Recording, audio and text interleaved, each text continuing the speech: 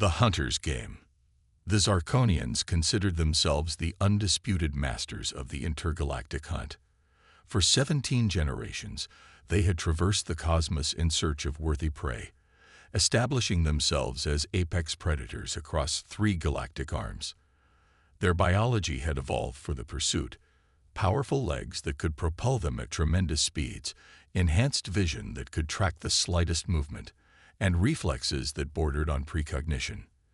Their exoskeletal armor, naturally formed from silicon compounds, made them nearly impervious to primitive weapons. Earth was merely their latest hunting ground, discovered 6 years ago during a routine exploration mission. The planet's diverse ecosystems and challenging terrain made it an ideal setting for what the Zarkonians called the Great Game. But what truly attracted them was humanity itself, intelligent enough to provide a challenge, yet technologically inferior enough to pose no real threat. Or so they believed. Commander Elena Mercado woke with a pounding headache and the taste of copper in her mouth. Her vision cleared slowly, revealing metallic walls that pulsed with an eerie blue light. She wasn't alone. 5 other humans lay unconscious around her, all strangers. The last thing she remembered was hiking solo through Yellowstone National Park, 3 days into her first vacation in 5 years. After 15 years in the United Earth Defense Force Special Operations, the decorated commander had seen her share of combat zones across Earth's colonies: Afghanistan, Mars Outpost, the Nigerian Resource Wars. Elena had survived them all, earning a reputation as a ghost who could infiltrate any enemy position. But nothing in her extensive military career had prepared her for this. A door she hadn't noticed before slid open soundlessly. 3 beings entered, their movements fluid and predatory. Standing over 7 feet tall, the creatures resembled bipedal insects with iridescent exoskeletons and 4 articulated arms. Their faces were a nightmarish blend of arachnid and reptilian features, with multifaceted eyes that reflected the room in kaleidoscopic patterns. Specimens secured. One of them clicked in a language Elena didn't understand. Yet somehow, the meaning translated in her mind. They must have implanted some kind of neural translator, she realized. This batch contains promising specimens. The tallest one responded, mandibles clicking. Especially the small female with the markings. A long, clawed finger pointed at Elena's arm, where her UEDF tattoo was visible beneath her torn sleeve. Elena remained motionless, controlling her breathing and heart rate. Techniques she'd mastered during interrogation resistance training. Better to be underestimated, to observe and gather intelligence. The ritual begins at dawn, the 3rd one announced. Prepare them for the hunt. The others began to stir as the aliens departed. A middle-aged man in hiking gear immediately started to panic, scrambling to the door and pounding on it fruitlessly. A young woman curled into a ball, sobbing quietly. The remaining 2, a bearded park ranger and a teenage boy who couldn't be more than 16, sat in stunned silence. "Stop," Elena said quietly to the man at the door. "You're wasting energy we'll need." All eyes turned to her as she slowly got to her feet, methodically assessing their prison. No obvious weaknesses in the walls, a single door with no visible handle or control panel, and surveillance devices in each corner of the ceiling. "What's happening?" the park ranger asked, his voice remarkably steady. "We've been abducted," Elena replied simply. "And based on what I overheard, we're being prepped for some kind of hunt." "A hunt? Like they're going to hunt us?" The teenage boy's voice cracked. "Yes," Elena confirmed, "but they've made a mistake." "What mistake?" the sobbing woman asked, looking up with red-rimmed eyes. "They think we're prey." Elena's expression remained impassive. "I've spent my career hunting men who hunt other humans. Terrorists, warlords, pirates. The psychology doesn't change just because they have extra limbs." Dawn came with a harsh, artificial light flooding their cell. The aliens returned, now dressed in elaborate ceremonial armor, adorned with trophies that Elena recognized with disgust as bones, and preserved body parts from various species. The tallest one, clearly the leader, addressed them directly. "You have been selected for the honor of participating in the sacred hunt, a tradition that has defined Zarkonian culture for millennia. The rules are simple. You will be transported to a designated hunting ground with basic survival tools. You have 3 rotations of your planet to either survive or reach the extraction point, marked on the maps you'll be provided." "And if we reach this extraction point?" the park ranger asked. The alien's mandibles clicked in what Alina recognized as amusement. "In 300 years, no prey has ever reached it. But if you did, you would earn your freedom according to the sacred code." They were each given a pack containing water, nutrient bars, a simple knife, fire-starting equipment, and a rudimentary map. Then they were escorted to a smaller craft that descended rapidly through Earth's atmosphere. Alina memorized every detail of their journey, noting the controls, weapons, and technologies the aliens used with casual confidence. The craft landed in dense forest that Alina recognized as the Olympic Peninsula in Washington state. One by one, they were released into the wilderness, a small device implanted at the base of their skulls. "For tracking," the hunt leader explained, "and to ensure you don't stray beyond the designated area." As the alien craft lifted off, the group gathered in a small clearing, panic evident on most of their faces. "I'm Alina," she began calmly. "Former military. I specialized in survival and unconventional warfare." The others introduced themselves. Mike, the park ranger; Sophia, a college student on a weekend hike; Dr. Rajesh Kumar, a visiting professor of botany; and Jason, the teenager who had been camping with his family. "They'll expect us to run," Alina said, "to scatter and head for the extraction point in panic. That's what they're prepared for." "What should we do instead?" Mike asked. "First, we remove these trackers," Alina said, already examining the small lump at the base of Jason's skull. "Then we change the game." By nightfall, Alina had successfully removed all their tracking devices using the small knife from her pack and knowledge from battlefield medicine. She buried 4 of them in a specific pattern, moving a single one nearly a mile away. "Why keep one separate?" Sophia asked, wincing as Alina dressed the small wound on her neck. "Misdirection," Alina explained. "They'll see 4 prey huddled together, easy targets, and one isolated, me. They'll split their forces." "But why would you want them to track you?" Dr. Kumar asked, concern evident in his voice. Alina's expression hardened. "Because I'm not running from them. I'm hunting them back." As darkness fell, Alina began fashioning weapons from forest materials, teaching the others basic techniques. Mike proved particularly adept, his ranger training complementing Alina's military experience. "Your mission is survival," she told the group. "Head north toward the extraction point, but move cautiously. Use the terrain for cover. The rivers to mask your scent." "What about you?" Jason asked, his young face set with determination that reminded Alina of fresh recruits before their first deployment. "I'm going to reduce their numbers and acquire better weapons," she said matter-of-factly. "Then I'll catch up with you." Dr. Kumar shook his head. "That's suicide." "No," Alina replied, checking the edge of her makeshift spear. "It's tactics. They're technologically superior but arrogant. They've been hunting species that only run. They've never encountered a predator that fights back systematically."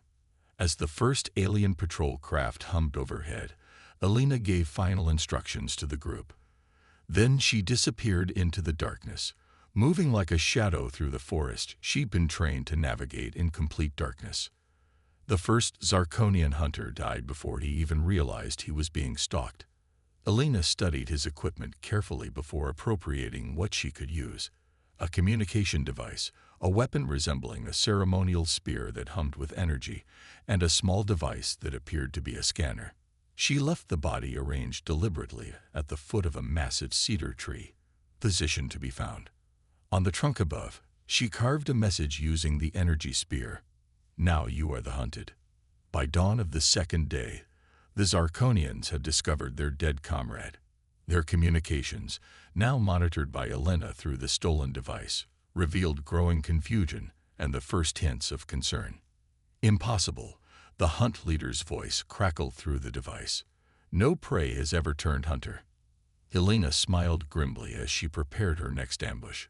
The hunter had indeed become the hunted, and the Zarkonians were about to learn what humans were truly capable of when pushed to their limits. Pray no more. The forest grew silent as mist settled between ancient trees, their massive trunks creating a labyrinth of shadow and light. High above, a Zarkonian scout ship cut through the morning fog, its sensors sweeping the terrain below. Inside, Sub-Commander Krell adjusted the sensitivity on the bioscanners, mandibles clicking nervously. Hunt leader, the tracking signals remain unchanged. 4 grouped together moving north, 1 isolated approximately 3 kilometers southeast. Hunt leader Drazek's multifaceted eyes narrowed. Something felt wrong about this hunt. 26 successful expeditions to this planet had established predictable patterns in human behavior. Panic, disorganization, desperate flight. This group was different. The isolated one, Drazek mused. The female with military markings. She appears wounded or moving slowly, Krell reported. Her signal has barely moved since yesterday. Drazek's instincts, honed through 50 years as an elite hunter, screamed warning. Dispatch hunters Vex and Mograx to investigate the isolated prey. Approach with caution. What Krell's scanners failed to detect was that the isolated prey was merely Elena's tracking device, carefully placed inside a small container that she periodically moved to simulate injured movement. Elena herself was perched in the high branches of a towering Douglas fir, perfectly positioned above the most logical approach path. The 2 Zarkonian hunters moved through the forest with practiced stealth, energy spears at the ready. Their ceremonial armor gleamed dully in the filtered light, adorned with trophies from dozens of successful hunts across multiple worlds. From her vantage point, Elena watched their approach through a makeshift scope fashioned from scavenged equipment. She had studied their movements, noting how their apparent confidence manifested as predictable patterns. The lead hunter would pause every 30 steps to scan, while the second maintained a precise 5-meter distance, close enough for support, far enough to avoid a single ambush. Elena smiled grimly. Their discipline would be their undoing. As the hunters passed beneath her position, Elena activated the first of several traps she had prepared overnight, a simple snare enhanced with components from the dead hunter's equipment. It snapped upward with tremendous force, catching the rear hunter by the leg and hoisting him 10 meters into the air. The lead hunter spun around, weapon raised, but Elena had already launched herself from the branch in a controlled fall. She landed on the Zarkonian's shoulders, driving her stolen energy spear through a gap in the creature's natural armor, a vulnerability she'd identified during her examination of the first kill. The suspended hunter thrashed violently, reaching for a sidearm. Elena rolled away from her first victim and threw her knife with surgical precision, hitting the exact spot where the Zarkonian's arm joined its torso. The alien's weapon clattered to the forest floor. Elena approached calmly, retrieving the fallen weapons. "You understand me," she said, looking up at the trapped hunter. "And I understand you, thanks to whatever translator you put in my head." The Zarkonian's mandibles clicked rapidly in what Elena recognized as fear. "Impossible," it hissed. "You are prey." "That's your first mistake," Elena replied, examining the alien's weapons with professional interest. "On our world, humans have been apex predators for thousands of years. We've hunted species to extinction. We've waged war against ourselves with such efficiency that we've had to create laws against our own worst instincts." She activated the communication device she'd taken from her first kill. "I want your hunt leader to hear this." Static crackled, then cleared. "This is Hunt Leader Drazek. Identify yourself." "Commander Elena Mercado, United Earth Defense Force Special Operations. I've killed 3 of your hunters, and I'm just getting started." A long silence followed before Drazek's voice returned, lower and more measured. Impressive, human, but ultimately futile. You faced the galaxy's most accomplished hunters with primitive skills and stolen tools you barely understand. Maybe, Elena conceded, but I understand something you don't. And what is that? The difference between hunting animals and hunting thinking beings. Elena looked up at the suspended Zarkonian, who had gone suddenly still. Animals run on instinct. People adapt. You've been hunting species that only know how to flee. Humans, we've spent our evolutionary history figuring out how to kill things bigger and stronger than ourselves. She raised the energy spear. I've studied your weapons, your communication patterns, your tactics. I know you have 2 more hunting teams tracking my companions. I know your main ship is stationed approximately 12 kilometers west. And I know your species' primary respiratory passages are located at the junction of head and thorax. The suspended hunter emitted a high-pitched keening sound as Elena's stolen blade found that exact junction. That's 3 down, Elena said into the communicator. Who's next? By midday, the hunt had transformed entirely.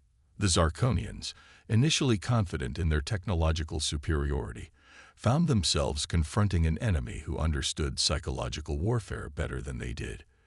The human female didn't just kill, she left messages, arranged bodies in symbolic warnings, and used their own communication system to taunt them. Drazek gathered his remaining 4 hunters aboard their ship. This has never happened in the 17 generations of the sacred hunt, he growled, mandibles clicking in agitation. We must adapt our approach. We should use the orbital weapons, Sub-Commander Krell suggested. End this aberration and violate the sacred code. Drazek's multifaceted eyes flashed. No, we will increase our technological advantage. Activate full battle armor and energy shields. We hunt as a single unit.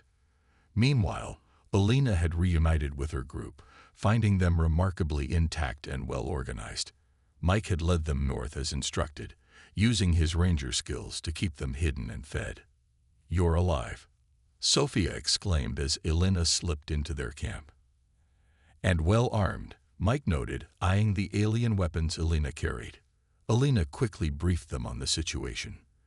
They're adapting, becoming more cautious. They'll come with their full technology now. No more ceremonial hunting with traditional weapons. Then we don't stand a chance, Dr. Kumar said grimly. We do, Elena corrected him, unfolding a crude map she'd made. Because I've found their ship. It's their way home, but also their vulnerability. They're so confident in their superiority that they've left it minimally guarded. Jason leaned forward. What's the plan? 2-pronged approach, Elena explained. Mike, you'll lead everyone to the extraction point as planned. I've cleared the path of hunters, but move carefully. I'm going for their ship. Alone? Sophia asked incredulously. Elena nodded. Smaller target, better chance of infiltration. If I succeed, I end this permanently. If not, she handed Mike one of the alien communication devices. You'll know, and you'll still have a shot at the extraction point. As night fell, the Zarkonian hunting party moved through the forest in tight formation, their armor now fully powered and shields humming with energy. They approached the last known location of the grouped humans with extreme caution, sensors sweeping for any sign of threat. They found nothing but empty forest and 4 tracking devices arranged in a perfect circle around a message carved into the earth. Look up. The ambush came not from above, as the message had deliberately misdirected, but from all sides simultaneously. Improvised explosives crafted from the Zarkonians' own technology detonated in a carefully timed sequence, confusing their sensors and temporarily disrupting their shields. By the time the Zarkonians regained their orientation, 2 more hunters lay dead, and Drazek found himself face to face with Elena Mercado. Your species has hunted mine for 6 years, she said calmly, circling the towering alien. How many humans have you killed for sport? 50, the 100. 127, Drazek answered, his tone almost respectful. "You are the first to truly fight back." "I won't be the last," Alina promised. "That's what you fail to understand about humans. We learn, we adapt, and we don't forgive those who hunt us." The final battle between Alina and Drazek lasted less than 3 minutes, a brutal, calculated exchange that ended with the hunt leader pinned against a massive tree trunk, Alina's captured energy blade piercing the weak point in his natural armor. "I'm letting you live," Alina told the wounded alien, "because I need you to deliver a message." 6 hours later, as dawn broke over the Olympic Peninsula, Mike led Sophia, Dr. Kumar, and Jason to the extraction point, a small clearing marked on their maps. To their surprise, the Zarkonian ship waited there, its ramp extended. Alina stood at the entrance, alien blood still drying on her makeshift armor fashioned from fallen hunters' equipment. "How?" Dr. Kumar asked in astonishment. "Their ship's security was designed to keep out animals, not thinking opponents," Alina explained, ushering them aboard.